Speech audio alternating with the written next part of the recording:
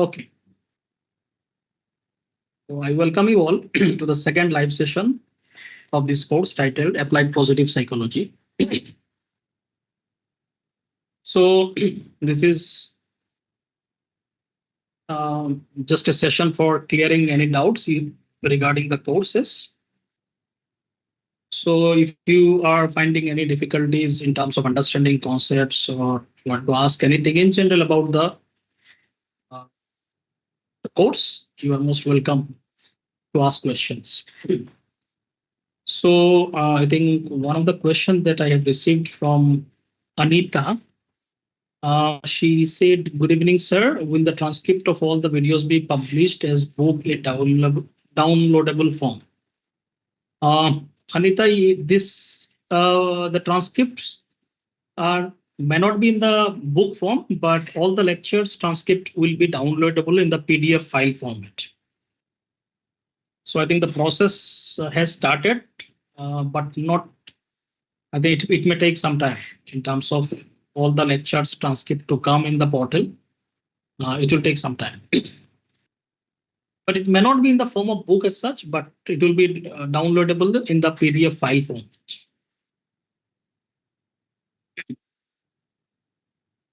So I'll just look into some of the questions that are asked in the Google Sheet.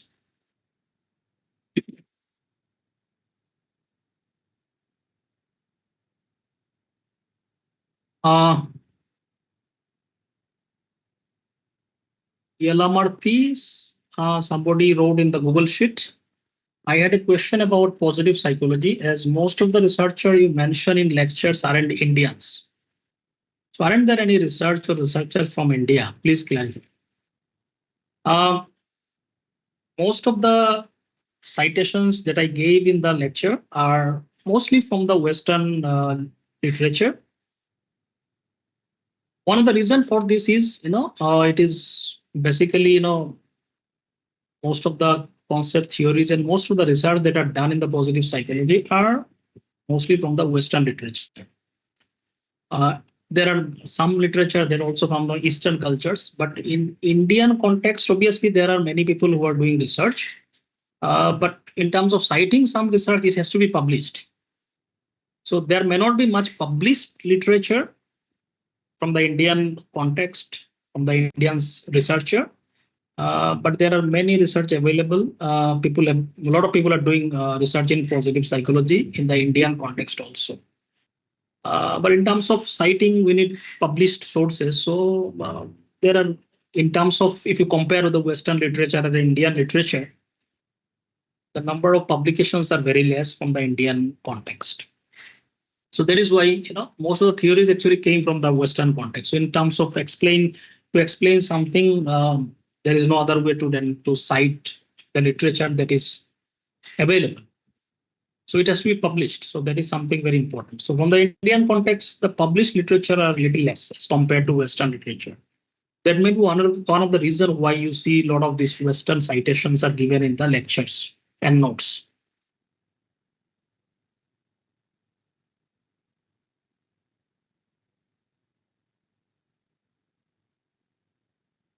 Urmibrata Bandapadya is asking, "Good evening, sir. Your subject is most interesting to us." Bandapadya, very happy to hear about your feedback.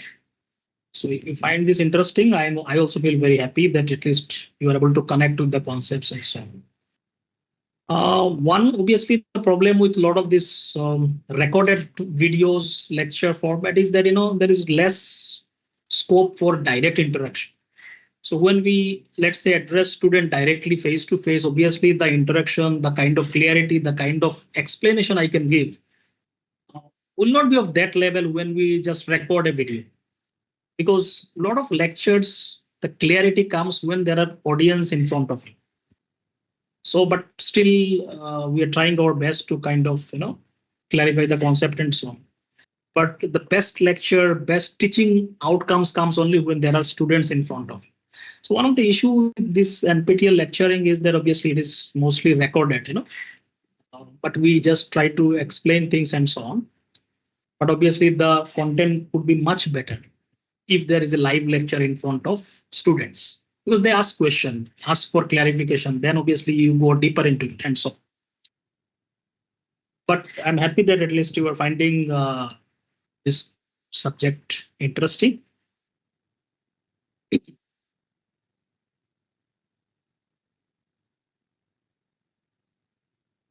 Uh,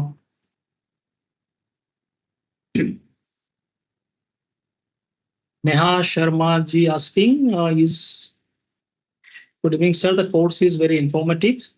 Thank you, Neha. If you have question, please ask.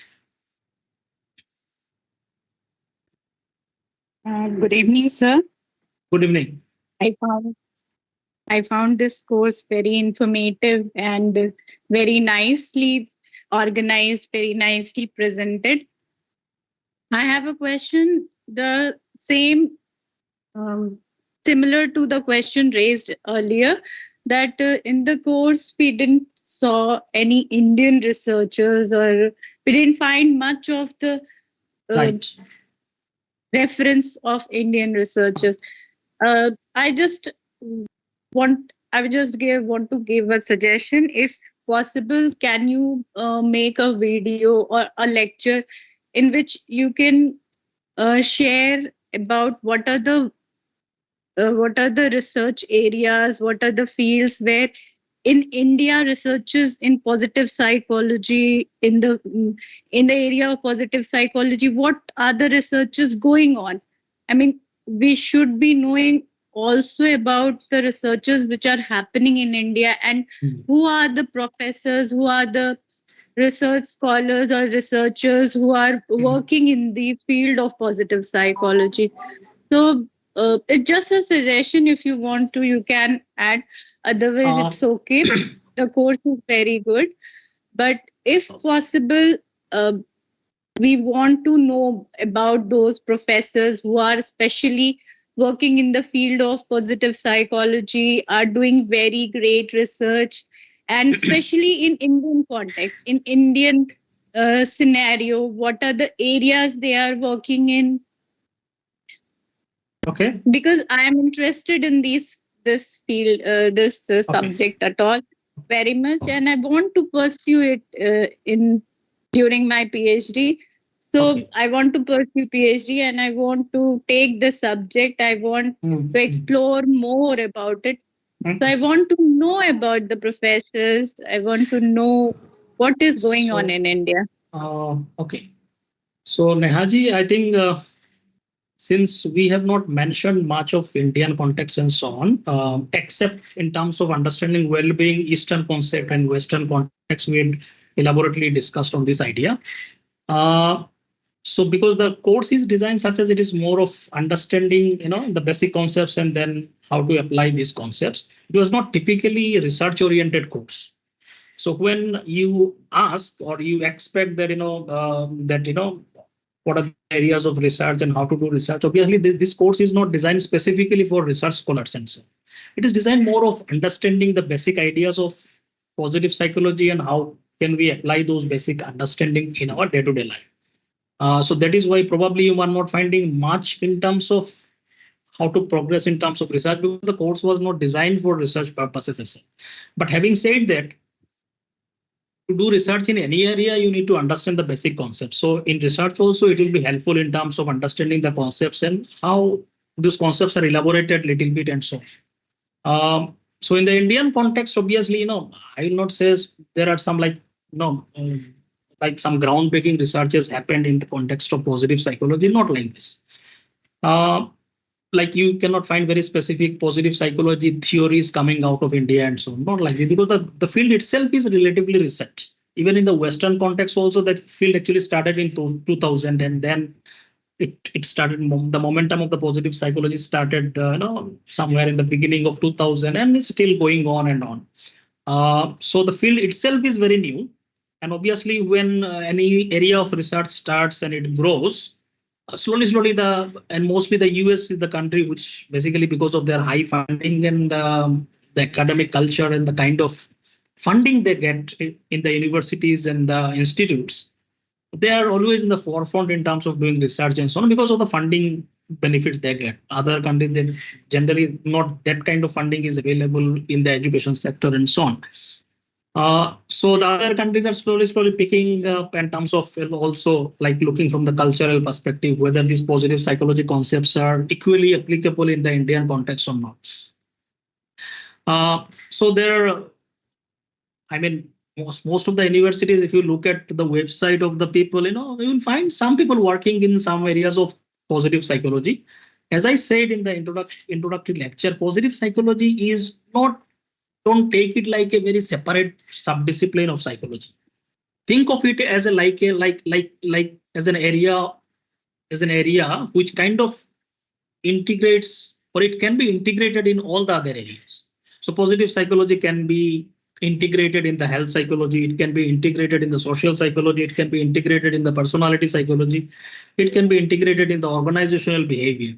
So in the field of organizational behavior also, a lot of people are applying positive psychology in the organizational behavior context also. So this is like more of an approach which can be integrated in whatever research you are doing. So don't think positive psychology is a very separate, alienated area that it has its only own thing. It is more like an approach. When you study any topic in psychology, you can integrate this positive psychology approach just to look at it, because you can take this perspective. So it is more like a perspective you take it, but obviously it is a relatively recent area of research. So that is why most of the citations you will get is coming from the Western context, because most of the theories are given from there. And this particular course is very much focused on introductory and theoretical ideas behind positive psychology. Having said that, also, this cultural psychology is also becoming very popular nowadays. So people are also looking at like well-being, like a lot of these positive psychology concepts in the different cultural contexts, whether people equally or in a very similar fashion they experience or express positive psychology concepts in the different cultures and so on. So a lot of such researches are also going on. So in the Indian context, I will not be able to name you like one or two professors like this who are working. A lot of people are working like they're like integrating positive psychology in whatever they are doing. So you'll find a lot of people who are working in organizational behavior, they're integrating positive psychology variable, like how can we promote well-being, happiness in the context of organizational behavior and so on.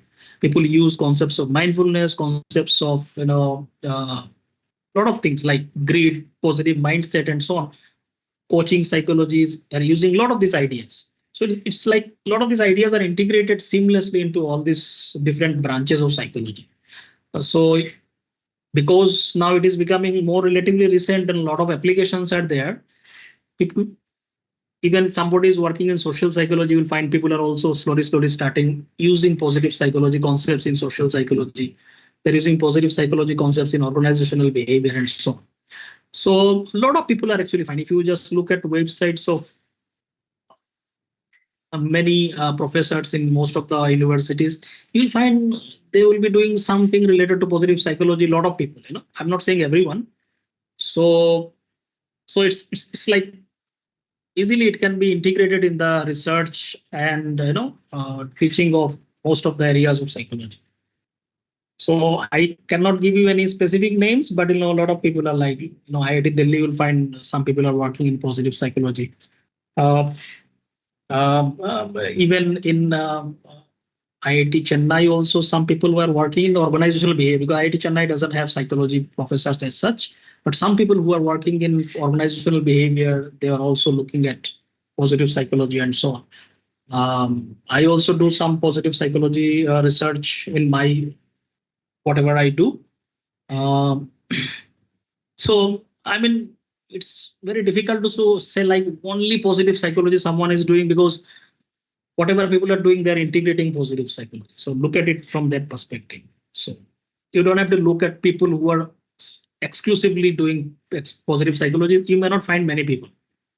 It can be seamlessly, integrated in the research. I hope it is clear. Yes, sir. Thank you, sir. Thank you so much. So you can do research in social psychology also. You can do research in organizational behavior, and you can integrate positive psychology in it. So don't look people only doing positive psychology. You may not find such people, many people like that.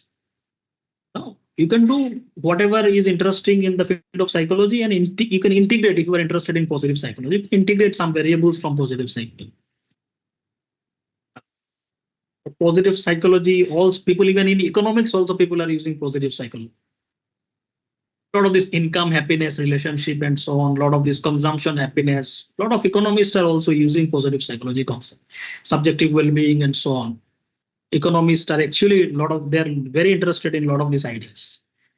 So not only just psychology, even economics, some sociology also, people are also looking into positive psychology concept. Happiness is also a lot of some sociologists are also doing very good research in the field of happiness and so on. So it's more like a perspective where a lot of within psychology across other discipline also people are using it.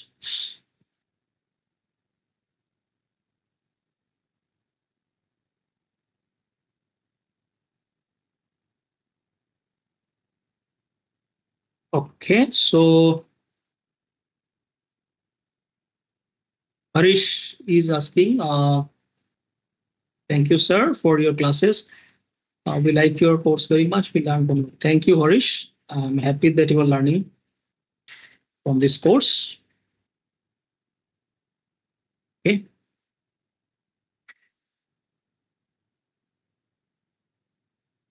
I'll just look into some of the code questions that are asked in the Google Sheet.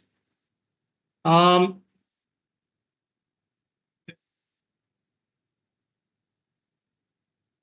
Muthu Krishnan asked, he's a retired officer. Sir, Tamil version of the notes may please be provided for understanding. Muthu Krishnan ji, I'm very sorry about that.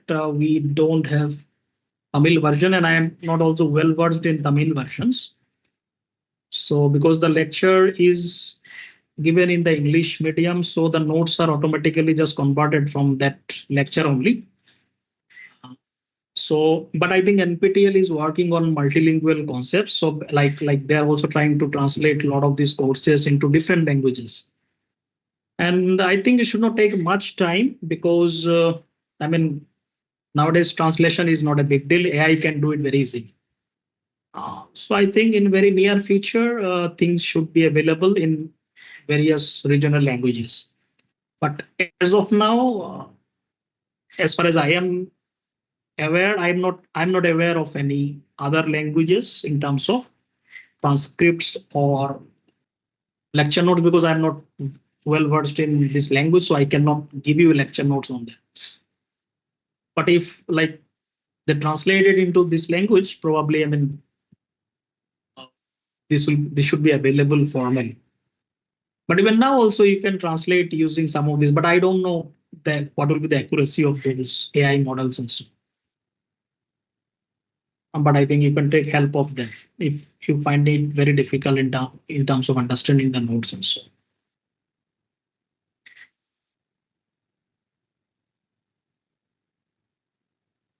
So somebody asked, can you suggest area of research? So I mean, area of research, there is no point in saying some area of research. Every topic that I'm talking, there are ample opportunities for research in every topic that I discussed in this course. Because this is a very new area and there are a lot of scopes to do research in almost every topic that I'm talking about. It depends on your interest and your ability to kind of find out whatever topic is interesting. You can always find out something to explore and so. So broadly, without any context, saying some broad area of research will not make much sense.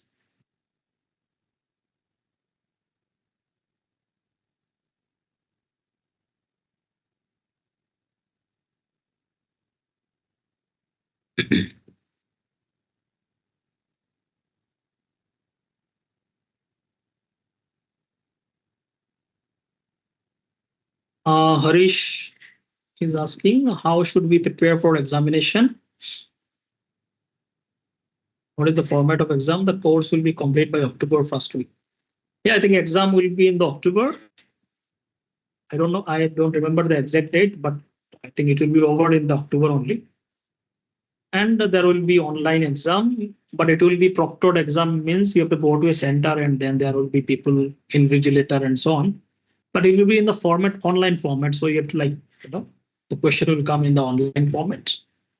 And all the questions will be in the MCQ type category, just similar to what you were doing in the assignment and so on. But obviously the question, don't expect all the assignment question will be there, but some questions of the assignment may be there, but there will be many other questions also. So, but questions will be from all the modules. So don't think some module you can leave and so on. So read at least the basic concepts of all the modules.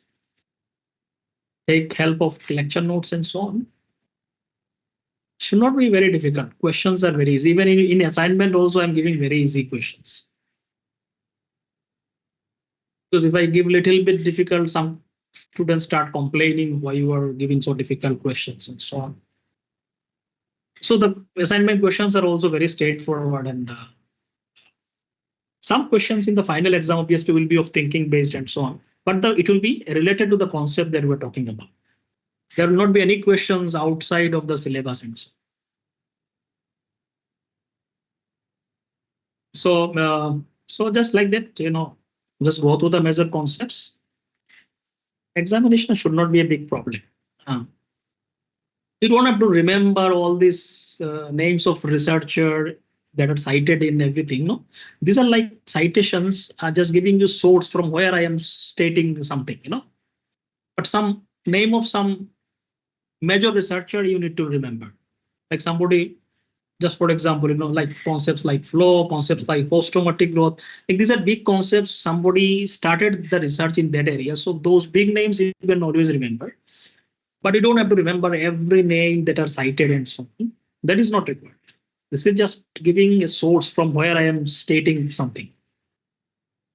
So just to tell you the source of the knowledge, because I cannot just say whatever comes to my mind. It has to be based on some literature. So to show that basis, I have to cite the original source of literature, but you don't have to remember all the citations. So like this.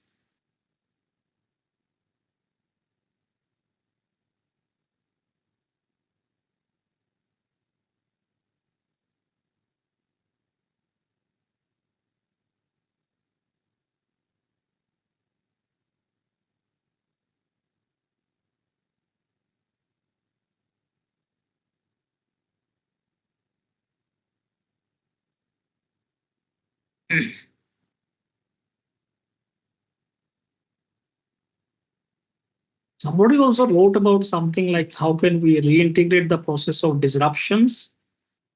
Are there any method to tackle it? So what do you mean by disruption in this case? So that is not very clear to me. When you say disruption means what? Is it like disruption in terms of physical disruptions or like some mental trauma? So I'm assuming you are talking about some traumatic situation that disrupts our world. So whenever such disruptions happen, obviously, for sometimes it will be very problematic. A lot of this unpleasant emotions, chains of ruminative thoughts will come whenever something negative happens in our life.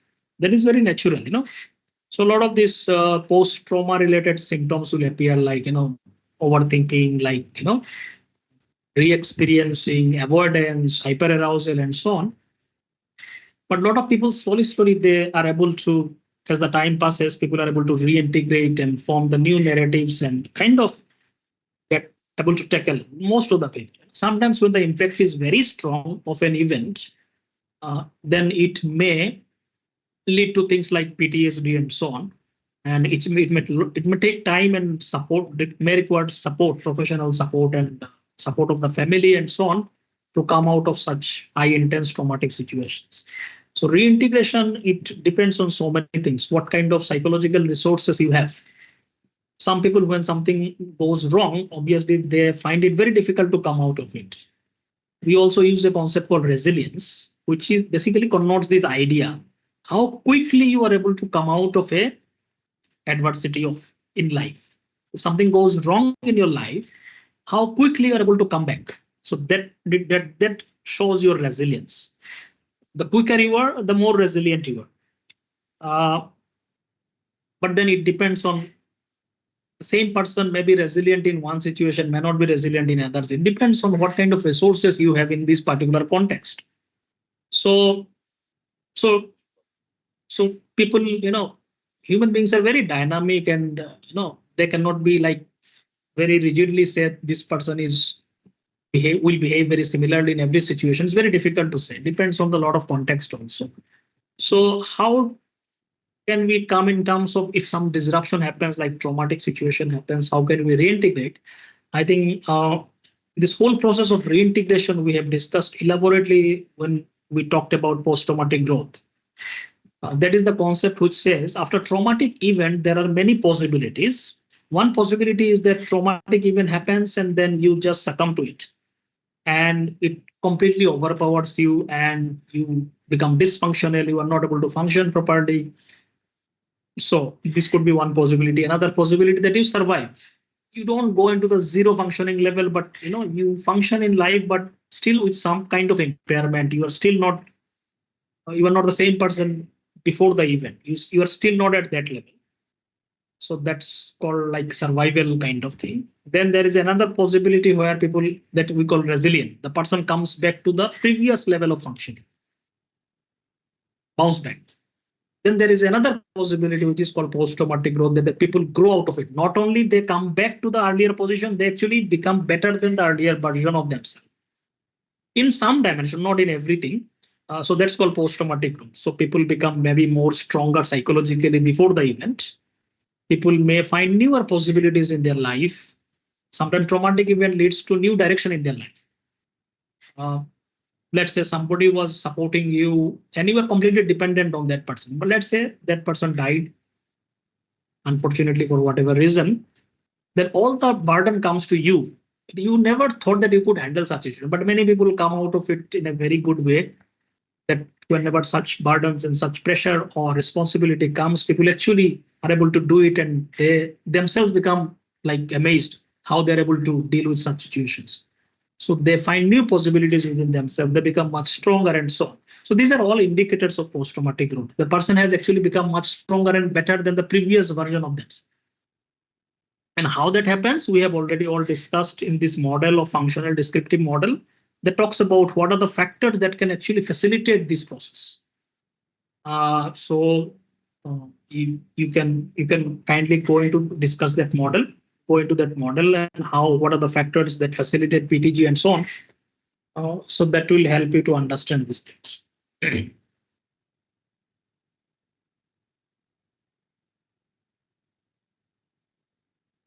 Harish is asking, in the session you take, you don't share personal experiences, stories that connect with the topic. Is it because of time constraint? I could not understand clearly. Means personal stories and experiences of whom you are talking about. It's personal story of, like, if you want to discuss personal stories, your story or whose story you are talking about.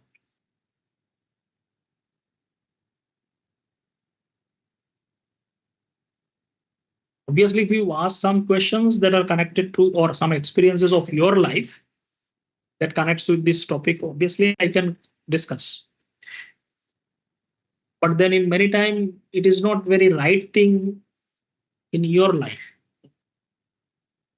I mean, out of context, suddenly I cannot just discuss my life here. No? That's not important. No, what is happening in my life is not important. What is important is that, these are the concepts which are applicable in everybody's life, not only my life. No, so my life is not like something different from your life. It's a very ordinary, simple life. I am doing a job and just like that. No? And everybody faces difficulties, adversities sometimes in their life, and how you deal with all these situations.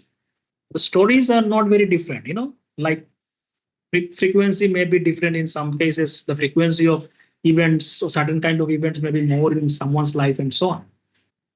So discussing personal things about my life or about someone else's life is not very relevant if If there is a need for clarity in terms of explaining a question, we can give a hypothetical situation in life.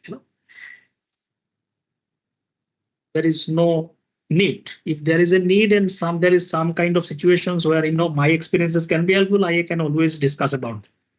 But without there is need, there is no without that context, there is, I don't see any point in it. So you were saying the famous people which we can connect. Famous people, people are famous in so many ways. Famous people is very difficult thing to say. Like, why do you want to connect with someone is famous? There has to be some reason behind it. You don't feel connected with every famous individuals.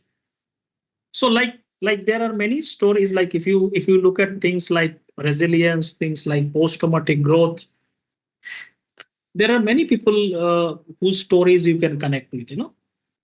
Um, so where people went through adversities, and so in fact all the great people, even if I don't take any names, but whom we consider great individuals, if you look into their life stories, you will find a lot of these concepts are applicable in their life. Like you will find the concept of post-traumatic growth in their life. Like no heroes are made out of luxuries. Luxuries say no one becomes hero. I'm talking about real life heroes, not like cinema heroes and so on.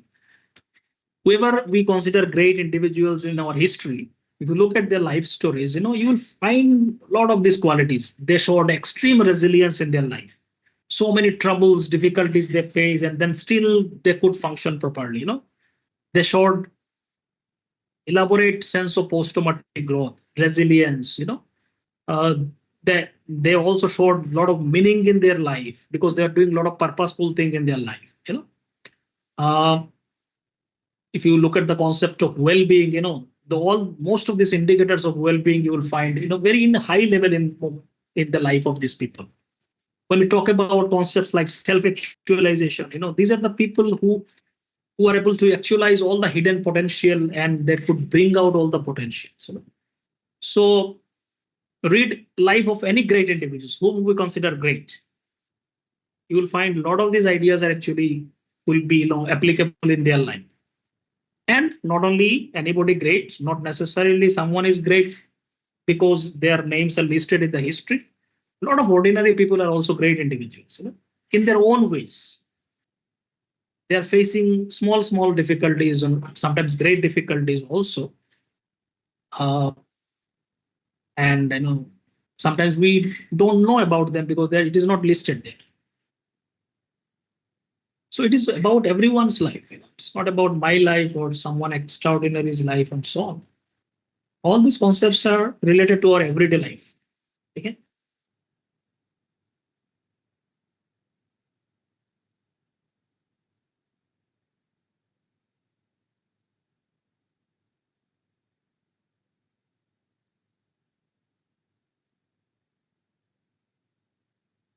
Uh, Neha is asking, sir, character strengths online tests are reliable. So this their formal website of character strengths, that there is a formal website of that that is there, no character strengths. So that formal website given from, I think, Pennsylvania University, I think they have made, where Seligman works. That is then a website where you can take this test of character strengths. And that is, I think, that is their original questionnaires. And you can take that test. I assume, I think it is free of cost. They're using it for research purpose. But this test is very lengthy in a sense. The number of items are very large. But it is a reliable instrument. But because a lot of these character strength, maybe there are many other tests which I cannot say about them. But one that is given from the perspective of Seligman's and Peterson research, their website, that is reliable.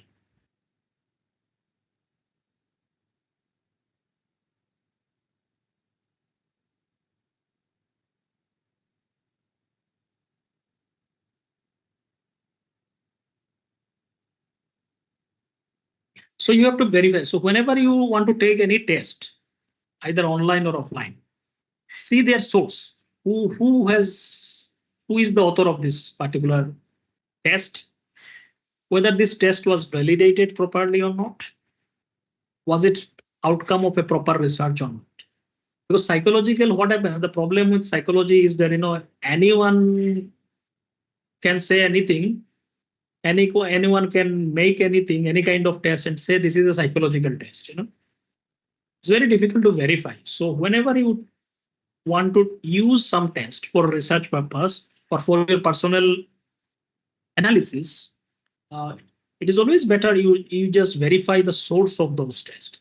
In internet, there are thousands of such tests are available, but these are all not based on research. These are like someone's thought about something, and they are making some questions and like this. You'll find all kind of tests, like they will judge your personality based on what kind of animal you like and so on. A lot of these tests are not really research based. People have some idea and they just develop it. So if you want to take some test, either online or offline, try to verify its sources and see whether this is an outcome of a proper research or not. So I think then if it is properly validated, if it is a reliable test, you can go ahead and take that test.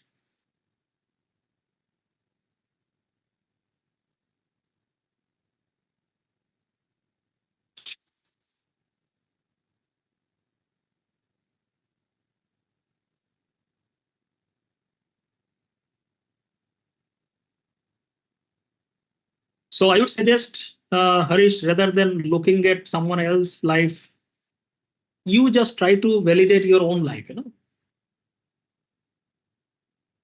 So whenever something happens in your own life, see, are you able to like apply some of these concepts, or some of these concepts, understanding of some of these concepts, can it be applicable in terms of understanding life situation? Try to apply it on your own life. I mean, that will be much more benefit than obviously, looking at someone's life can encourage you. There is no harm in it. But always the best way to like get benefit out of such courses is that try to apply these concepts in your own life. Like you learn something about happiness, try to utilize and see whether it really contributes something to your positive emotions or happiness. Just try it. Or whenever there is a lack of happiness, see, is it like you're missing something or not able to do something, or like some of the research suggests that something may be absent, that is why you are not able to experience happiness also. So like this, try to, because these are all related to our everyday life phenomena, try to like integrate them as much as possible. Analyze this concept from your life events. That will help you to learn and integrate it more into your life. So I think that will be the better approach than just looking at someone else's life.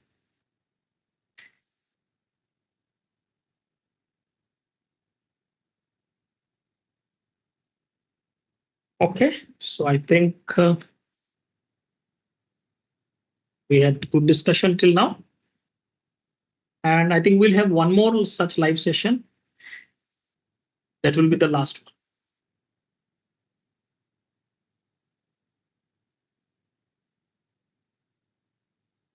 Yes, yes, Sir, I Harish. have one more question. Yeah, please. You can ask. Please go ahead. Sir, I have question related to meaning in life. Right. There are people. There are so many people I found everywhere. I mean, meaning in life is not something they actually dwell upon. So, is it something which is exclusive or a niche concept, a niche kind of thing, or exclusive to some people only, and rest are not very rigorously looking forward to it. Right. So obviously, I mean, so there will be always individual differences. You cannot expect every individual to do same thing or similar kind of thing. People will not be interested. Everybody will have the different personalities, you know. Uh, so when you talk about concepts like meaning in life, everybody in their own ways they are searching meaning in life, but you may interpret that this person is not really seeking meaning in life. But let's say somebody is running behind pleasures of life. Okay, so in terms of positive psychology concept, this is more connected to something called as hedonic well-being. When somebody is really doing something purposeful in their life, they want a long-term impact on someone else's life, they are doing some social service and so on, we call it as an eudaimonic well-being concept. Okay? Now, some people may integrate both of them and so on. So what is happening? Both have their own role to play in terms of contributing to happiness in your life and so on. But when you talk about meaning in life in a general, in a broader sense, a lot of people actually, uh, even if they are, you may interpret that they are not doing anything or like just doing very rudimentary and simple thing.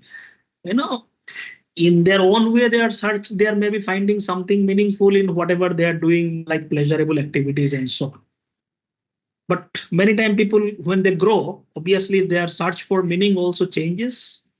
Then people, may look into the different and long-term aspects of their life, and like they may want to contribute to the other's life and so on. So in a typical sense, when you talk about meaning in life, we are mostly talking about in a broader sense, like, like there's a long-term concepts, goals, goal pursuit, meaningful goals, which kind of or like contributing in the life of other people and so on. So those things everybody may not be interested. So some people may be just interested in their own life, own pleasures of life and so on. Some people may be interested in that. So people are different. You cannot just say everybody will be interested in that. So there will be always individual differences. People will be different in their approach to life and what they seek and search, what gives them happiness. For some people, helping others give them happiness. Some people, they just want to explore pleasures of their life. That is giving them happiness. And so accordingly, the people in the different, like you can say, developmental stages or different perspectives of their life will pursue different things. I think, so whatever they pursue, they will get results accordingly. If somebody is only pursuing short-term things, their happiness will also be very short-term. If somebody pursues long-term concepts, their happiness will be also of long-term. So it all depends on what kind of actions you do, you will get results accordingly. So I don't think it is very good to judge people on these things. It is what in this particular stage of development, somebody is liking something, somebody else is liking something else. According to their actions, they will get whatever the repercussions of that, And people grow up similarly. Also, sometimes people do a lot of shallow things, then they learn that it is shallow. There is no meaning in it. Let me do something else. This is how people grow. So people are in the different stages of psychological growth, even if all are adults. So, we should not expect also that everybody will be pursuing very higher meaning in their life.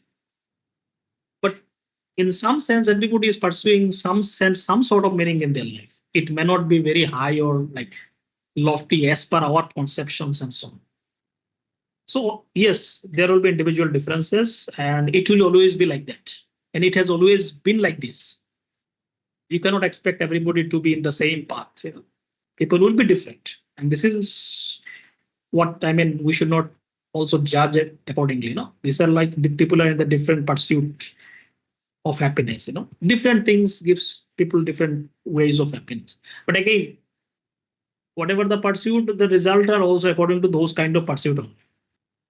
So this literature is talking about what pursuits, what is the best way to look at things and like for happiness and so on. So those suggestions we can always give somebody. Let's say if somebody is seeking those suggestions. Otherwise, there is not much to even just like judge people whether they have a meaningful life or not. If they don't have meaningful life, they will realize it automatically. They will feel the absence of it automatically in certain stages of their life. Am I clear? Like, or you want some more explanation?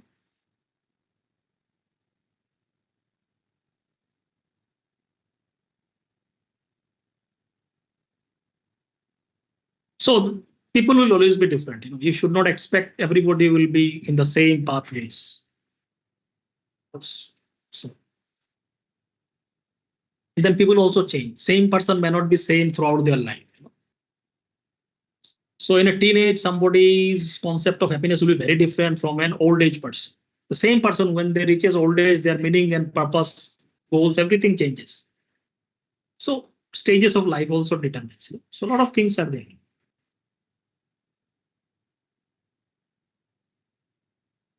Okay, I think it's almost 1 hour. Should we stop here? Sir, Or, yes. Seba had a question. She has typed in the chat. But can you explain dimension? I don't know which dimension she is talking about. But what is dimension? Which dimension? Let me see.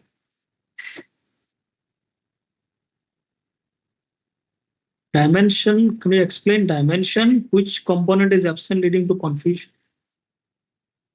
and disorientation?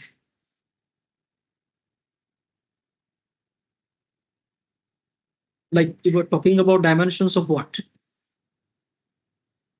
I think we're talking about dimensions of meaning in life.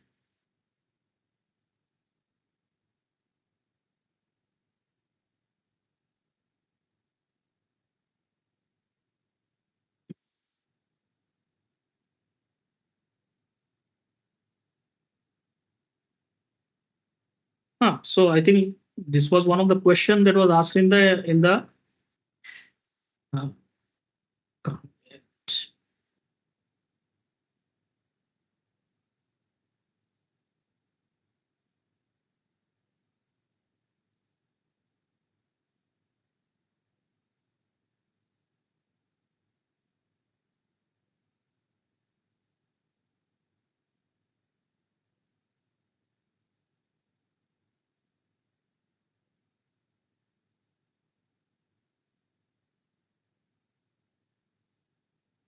एक minute. Just a minute.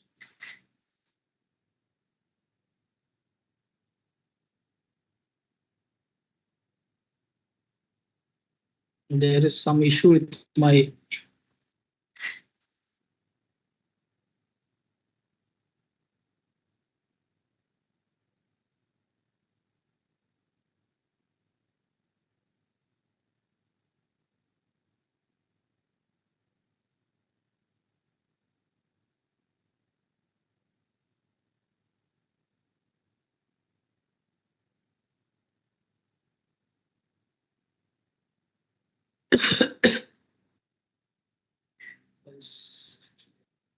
screen is getting stuck.